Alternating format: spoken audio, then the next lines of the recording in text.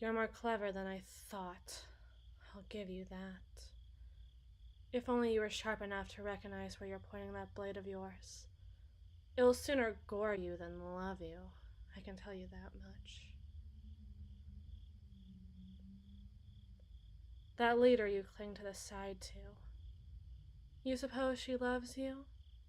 Enough for her to save you? Enough for her to save you sooner than she would her own skin? Enough? Enough at all? Can you truly guarantee that? Consider it prescient of me if I'm right. Presumptuous if I'm wrong. Nobody is ever happy when the seats of power shift. Doesn't matter how peacefully, how swiftly, how orderly it all is. Of course, nobody's ever happy with the old ways either, until the new ways see the old ways, and all of a sudden, the past is a beautiful dream you didn't realize you were having. A forgotten, non-existent time where things were easy and luxury flowed rich and sweet like cherry wine. Not like this new era, of course, where things couldn't be any harder than they are now. Until we can all laugh and look back on what was a new era of prosperity in the face of the modern hardships of the future. I'm not satisfied. It's why when I was asked to do something about it, I was willing to oblige. I'm an assassin, not a killer. A killer does what he wants, slashes his blade wherever, whenever. No sense of decorum whatsoever. An assassin is hired. There's an ethic that comes to their role that states that if they are to kill, they do it swiftly, efficiently, causing as little harm as physically possible to persons or property. Ask the little wife, and she should be able to tell you just what I do based on what I did for her father's administration. She just isn't going to know me. Of course, I was let go when she took the throne. The new administration, looking to clean up the deeds of the old, it's a tale as old as time. I'm surprised she didn't crow about it. The old man certainly would have, bragging about how his reign would be far less corrupt than the last. Although I'm predisposed to suspicion in most cases of this sort of repackaged optimism, his administration was indeed less corrupt than what came before it. And I suppose I'm supposed to believe that her administration will be less corrupt than the one before that. The thing about that is the minute I believe it so, I'll be out of a job. It's not in my better interest, I'm afraid.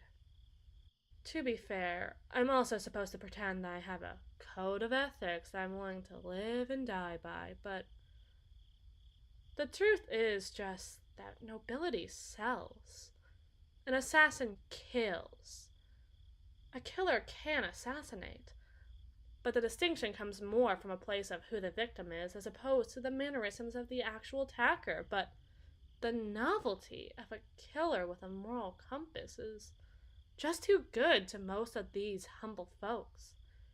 Even some royals can be enchanted by it if they still have those sequins in their eyes.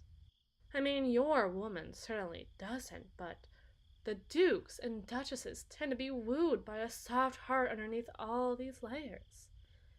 Even if all they'd find beneath it, if they truly dared to look any closer, is, well, just another smart-mouthed peasant looking to charm their way into their hearts and wallets.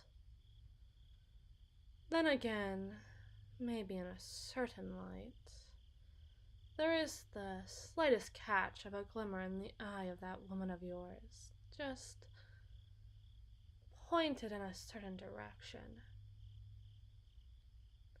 She had to pick you for a reason, after all. If she just wanted to make some big fucking stink about dating below her class, she could have picked anybody from the stable boy to the milkmaid. Even a duke or duchess if her station was what she truly prioritized, and yet she chose you. I'm almost curious as to why, but The machinations of a mind fattened means very little to me, honestly. If you knew where your real allies laid their head, you would agree with me. Wait. Don't tell me you're not actually loyal to that beast born from a bastard. You surely know better. Like, this has to be a con, right? Right? You kept me from plunging the knife while she slept deeply in bed with you because you'd be the #1 suspect, or I'd be keeping you from the bread bowl you've gotten so used to diving into with both fists. Don't tell me you actually...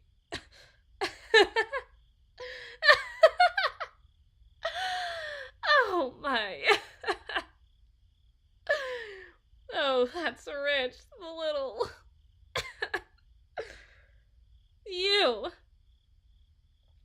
You think she loves you because you love her. That's just too good. Color me the fucking fool. I didn't expect you to be the class trader type, what with your aw shucks sort of demeanor and weirdly wet eyes, but fuck, you're in deep, aren't you, baby? Sucking on that golden titty like there'll be any hope of saving your soul when that milk has long since been soured. Everything she has is because of someone else, and everything you have is because of her. And you think you're so special for that, don't you? You think you're the hound lying recumbent at her feet when you're really nothing more than a yappy little purse dog. You think this isn't a phase? You think I haven't seen this all before? I've been in this castle a long time, little thing. I've been in a lot of castles since. I've seen it all. I've seen so many others convinced that their duke or duchess or marquise or marquette is going to finally do what will make their hearts sing and sweep them off their feet into that happily ever after like Cinder fucking Rella, rising from the ashes she once slept in to the riches that wash upon her in silver and glass. No one has ever made it. No one has ever bridged the gap and stuck around for long. When it does happen, twice in a blue moon, once in a lifetime, it never works out. You think I'd lie? I would. You're very perceptive about that, if absolutely nothing else, but just think about it. Sooner or later, her hands are going to be tied. She'll have to answer to an authority higher than hers. It's not your fault. It's not anyone's fault, really. It's just what needs to be done. The ultimate sacrifice that must be made for the kingdom's happiness, even at the expense of both of yours. She'll be heartbroken. You'll be devastated. And then she'll move on. She'll be seen on the arm of someone else. She won't make eye contact with you, because why would she acknowledge the help? If not her help, somebody else's help. And maybe her heart will cry at the sight of you. And maybe her gaze will be a little more misty-eyed. Maybe she'll seem a little more distant than she once was. A little quieter. A little more somber. Isn't that a nice thought? But she'll move on. She'll move forward. And when she does, I wonder where you will be.